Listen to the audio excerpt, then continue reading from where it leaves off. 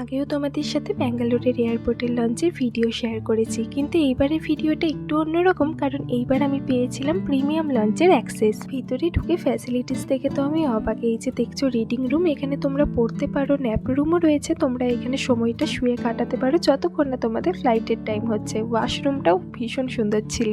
আর এই যে যত খাবার দেখছো সব আনলিমিটেড ছিল, যেটা ইচ্ছে খেতে পারো, যতবার ইচ্ছে নিতে পারো। বার কাউন্টারও ছিল, বাট সেটার জন্য আলাদা চার্জ লাগতো। ফ্লাইটের টাইমিংয়ে 3 ঘন্টা আগে থেকে তোমরা এই লঞ্চ অ্যাক্সেসটা এভেল করতে পারো। আমিও খাওয়া শুরু করে দিলাম, যেহেতু আমার ফ্লাইট ছিল দুপুরবেলা, লাঞ্চের সময় হয়ে গেছিল। সকালে সেই ব্রেকফাস্ট করে বেরিয়েছিলাম, তাই লাঞ্চটা এখানেই একদম মন ভরে পেট ভরে করে নিয়েছি। মেন কোর্স তো হলো, এবার পালে ডেজার্টে এত কিছু অপশন ছিল, কোনটা ছেড়ে কোনটা খাবো বুঝতে পারছিলাম না। যাই, এবার ফ্লাইটের টাইম হয়ে যাচ্ছে। তোমরা জানিও আজকের ব্লগটা তোমাদের কেমন লাগলো। ভালো লাগলে অবশ্যই লাইক করে দিও। ভালো থেকো সকলে, টাটা।